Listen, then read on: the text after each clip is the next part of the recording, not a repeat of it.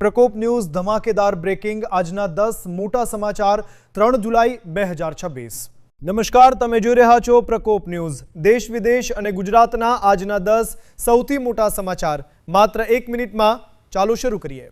ગુજરાત સહિત દેશના અનેક રાજ્યોમાં મેઘરાજાની ધમાકેદાર એન્ટ્રી। હવામાન વિભાગે ભારેથી અતિભારે વરસાદનું એલર્ટ જાહેર કર્યું છે। ચૂંટણી પંચે ગુજરાતની મંજલપુર વિધાનસભા બેઠકની પેટા ચૂંટણી 30 જુલાઈએ યોજાશે અને મતગણતરી 3 ઓગસ્ટે થશે તેવી જાહેરાત કરી છે। વડાપ્રધાન નરેન્દ્ર મોદી આગામી સપ્તાહે 40 વર્ષ બાદ ન્યૂઝીલેન્ડની ઐતિહાસિક સત્તાવાર મુલાકાતે જશે। જમ્મુ કાશ્મીરમાં આજથી પવિત્ર અમરનાથ યાત્રાનો પ્રારંભ થયો। વડાપ્રધાને યાત્રાળુઓને શુભેચ્છા પાઠવી છે। અમદાવાદમાં ક્રાઇમ બ્રાન્ચની પૂછપરછ દરમિયાન એક આરોપીએ પોલીસ અધિકારી પર છરીથી હુમલો કરવાનો પ્રયાસ કર્યો। પોલીસે ગોળી ચલાવીને તેને કાબૂમાં લીધો। ભારત અને જાપાને આતંકવાદ સામે કડક વલણ અપનાવતા સુરક્ષા અને ઉર્જા ક્ષેત્રે સહયોગ વધુ મજબૂત કરવાનો નિર્ણય કર્યો છે।